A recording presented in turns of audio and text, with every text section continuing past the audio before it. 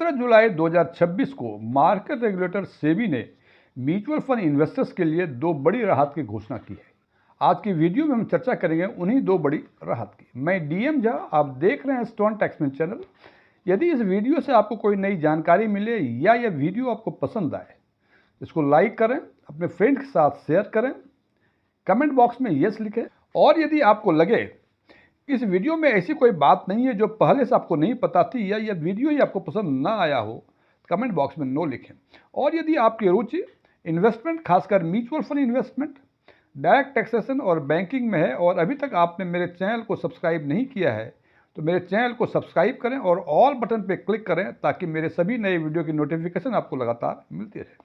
तो सबसे पहले बात करते हैं कि वो दो बड़ी राहत क्या है। पहली राहत है कि मार्केट रेगुलेटर सेबी ने उन म्यूचुअल फंड इन्वेस्टर्स को भी राहत की घोषणा की है जो अपने mutual fund units demat account में रखते हैं, और उनको ये सुविधा दी है कि वो भी अब SWP यानी सिस्टमेटिक विड्रॉल प्लान और STP का ऑटोमेटिक आदेश दे सकते हैं। अभी तक ये सुविधा केवल उन म्यूचुअल फंड यूनिट्स होल्डर्स के लिए थी जो अपने म्यूचुअल फंड यूनिट्स को स्टेटमेंट ऑफ अकाउंट में रखते हैं। अब मेरे कुछ व्यूअर्स होंगे जिनको SWP और STP के बारे में पता होगा। कुछ मेरे व्यूअर्स ऐसे भी होंगे जिनको SWP और STP के बारे में फंडामेंटल कंसेप्ट नहीं है। इस पर आगे चर्चा करने के पहले मैं इन दोनों को थोड़ा क्लैरिफाई कर दूं कि आखिर ये क्या है, सो दैट जो सुविधा प्रदान की गई है उस सुविधा से क्या फ़ायदा होगा ये आपको समझ में आ सके।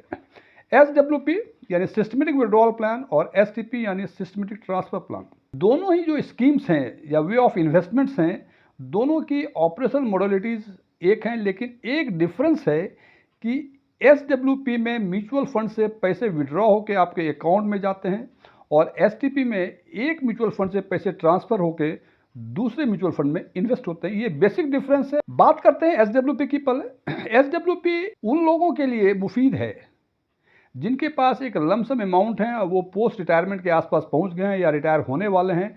वो चाहते हैं कि उनकी पेंशन इतनी अधिक नहीं है जो कि उनकी मंथली एक्सपेंसेस पूरी हो सके, या उनको मंथली पेंशन ही नहीं मिलता है तो उनको मंथली एक्सपेंसेस के लिए कुछ अमाउंट हर महीने चाहिए। तो वो लमसम अमाउंट जो है उनके पास एक किसी पर्टिकुलर म्यूचुअल फंड में पार्क कर देते हैं और उसको आदेश देते हैं कि हर महीने इतने रुपए उस म्यूचुअल फंड से निकल कर आपके अकाउंट में आ जाए। जो भी आपने डेट फिक्स किया है उस महीने की उस डेट से को आपके पैसे आपके खाते में आ जाते हैं।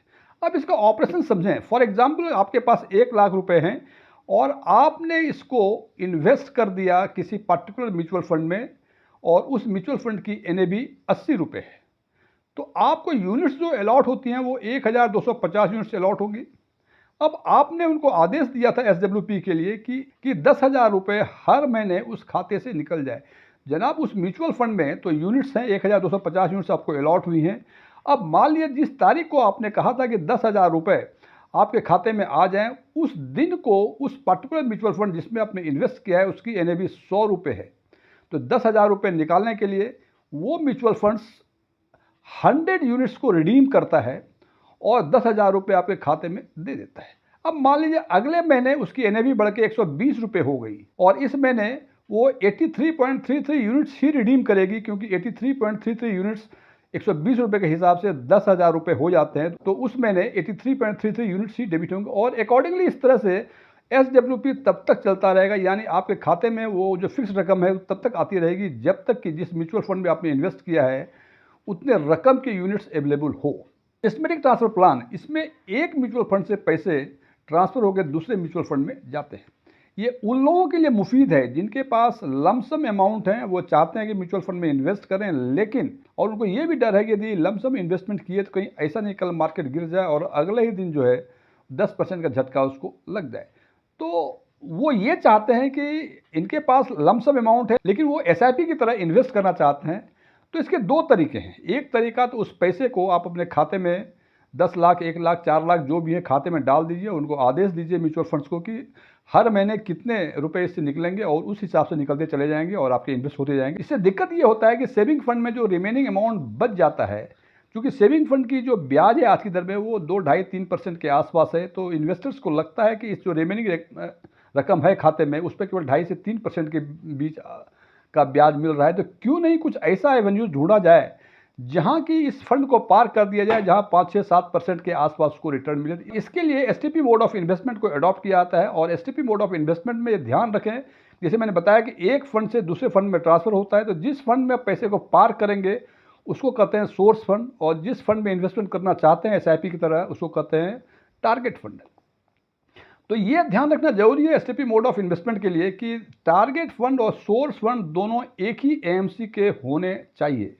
तो आपने सोर्स फंड में पैसे डाल दिए, सोर्स फंड में यानी उस एएमसी के लिक्विड फंड में पैसे डाल दिए जो सोर्स फंड होगा, और उनको आपने आदेश दिया कि इस सोर्स फंड से, इस लिक्विड फंड से कितने रुपए हर महीने किस फंड में इन्वेस्ट होगा, वो इन्वेस्ट होता चला जाएगा। ये तब तक ट्रांसफर होता चला जाएगा जब तक कि आपके सोर्स फंड में उतनी यूनिट्स बची होंगी।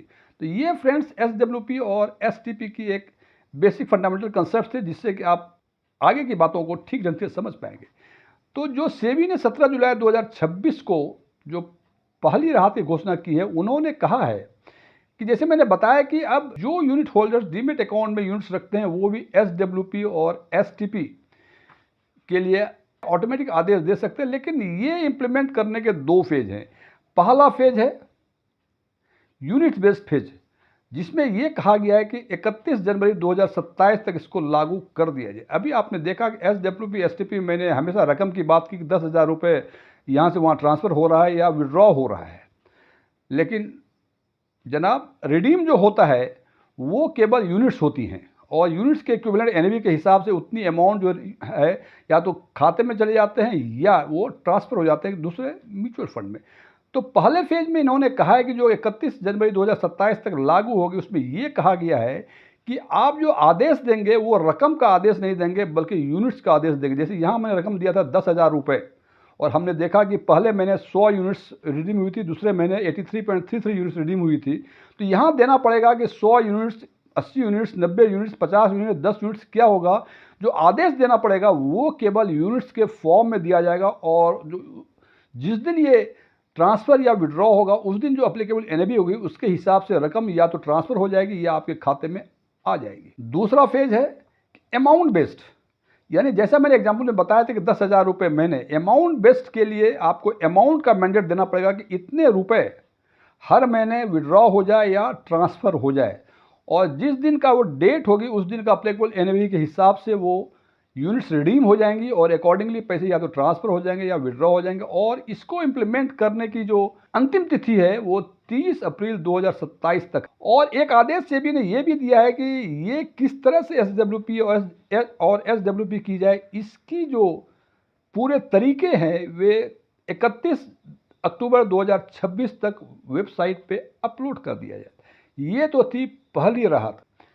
दूसरा आदेश जो दिया है सेबी ने एमएफआई को, उन्होंने कहा है कि म्यूचुअल फंड इन्वेस्टर्स की मृत्यु के बाद उनके नॉमिनी को जो यूनिट्स ट्रांसफर होते हैं इसको सिंप्लीफाई किया जाए। और इसके लिए सेबी ने 2 बातों पर अधिक जोर दिया है। पहला दिया है कि mismatch of address of disease unit holders, यानी जो जिस यूनिट होल्डर्स की मृत्यु हो गई है ट्रांसमिशन के टाइम में, यानी जब यूनिट्स ट्रांसफर होने की बात होती है नॉमिनी के अकाउंट में, उस समय जो एड्रेस होता है यूनिट होल्डर्स का जो कि एक्सपायर कर गए, जो डिजीज हो गए हैं, उनका ओरिजिनल एड्रेस से मिसमैच होने पर भी एमएफआई जो है उस बात को रिजेक्ट कर देता है कि ये ट्रांसमिट नहीं होगा।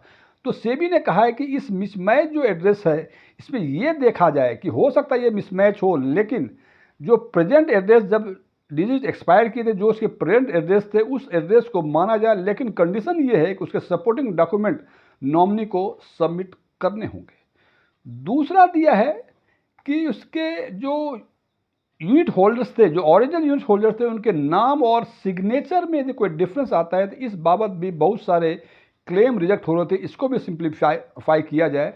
और उन्होंने इसके लिए उदाहरण के लिए जैसे नेम की बातें हैं कि सपोज किसी का नाम जब आज से 20 साल पहले जो एक्सपायर कर गए यूनिट होल्डर्स, उनका नाम आर.के. शर्मा था, 20 साल पहले उन्होंने इन्वेस्ट किया हुआ था। जब वो उनकी मृत्यु हुई और उनके नॉमिनी ने जो आधार या पासपोर्ट या जो भी डॉक्यूमेंट सबमिट किए ट्रांसमिशन के टाइम में, उसमें राजकुमार शर्मा का नाम है, तो एमएफआई क्या करते हैं, इस बात को रिजेक्ट करते हैं इस बात पे कि जो ओरिजिनल जो यूनिट होल्डर्स हैं वो आर.के. शर्मा है, जबकि डॉक्यूमेंट जमा किया जा रहा है राजकुमार शर्मा के नाम से। तो ये रिजेक्ट कर दिया था। तो इसके बारे में भी सेबी ने एमएफआई को आदेश दिया है कि वो सारे एएमसीज को और आरटीए को ये बताएं कि इस बात पे उनको रिजेक्ट ना किया जाए, प्रोवाइडेड कि आधार, पासपोर्ट या जो भी डॉक्यूमेंट हैं वो उस सपोर्ट में डॉक्यूमेंट को प्रोड्यूस करें। और दूसरा है सिग्नेचर मिसमैच, जो कि मुझे थोड़ा सा अजीब लग रहा है। इसमें उन्होंने कहा है कि जो ओरिजिनल सिग्नेचर थे यूनिट होल्डर्स के, और ओरिजिनल सिग्नेचर के बाद यदि कोई और भी ऐसी प्रक्रिया, कोई और भी ऐसा काम उन्होंने म्यूचुअल फंड में किया था जिसमें उनके सिग्नेचर की नीडेड थी, और दोनों सिग्नेचर यदि मिसमैच कर रहे हैं, तो उस बात पर भी ये रिजेक्ट हो जाया करते थे। इसके बारे में सेबी ने कहा है कि 6 फरवरी 2026 को जो मास्टर सर्कुलर है इस बाबत, उसके हिसाब से हार्मोनाइज फ्रेमवर्क को अडॉप्ट किया जाए। और छोटी छोटी बातें, ये दोनों ही जो मिसमैच हैं ये माइनर मिसमैच हैं, और सेबी ने कहा है कि माइनर मिसमैच के केस में इसको हार्मोनाइज फ्रेमवर्क को अडॉप्ट कर उसको नॉमिनी को जल्द से जल्द यूनिट्स को ट्रांसफ़र कर दिया जाए। फ्रेंड्स, ये वीडियो क्लोज करने के पहले मैं बता देना चाहता हूँ कि मैं कोई म्यूचुअल फंड एडवाइज़र नहीं हूँ, नहीं मेरे पास एमएफआई का कोई रजिस्ट्रेशन नंबर है, नहीं मेरे ऑनलाइन या ऑफलाइन इन्वेस्टमेंट या टैक्सेशन पे कोई क्लासेस चला करते हैं, नहीं मेरे कोई वेबसाइट है। ओपन डोमेन में जो भी इन्फॉर्मेशन अवेलेबल है उसके बेसिस पे मैं आम लोगों के लिए आम वीडियो बनाया करता हूँ। ये मेरे विचार थे, मेरे विचारों से सहमत होना कोई ज़रूरी नहीं है। यदि आप मेरे विचारों से सहमत हैं तो कमेंट बॉक्स में एग्रीड लिखें, और यदि आपके विचार हमारे विचार से मेल नहीं खाते हैं तो कमेंट बॉक्स में नॉट एग्रीड लिखें। Thank you.